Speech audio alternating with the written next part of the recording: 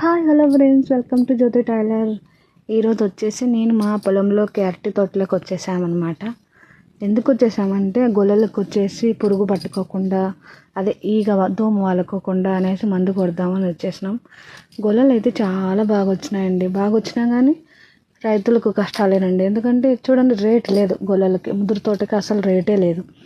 ముందు ఈ తోటలోకి ఎవరు ఆ రేట్ అడగనికే రాలేదు. మళ్ళీ కానీ ఏం చేస్తాం, గొల్లల కోసం రేట్ లేకపోయినా సరే ఏమో రేట్ వస్తాయో ఏమో అనేసి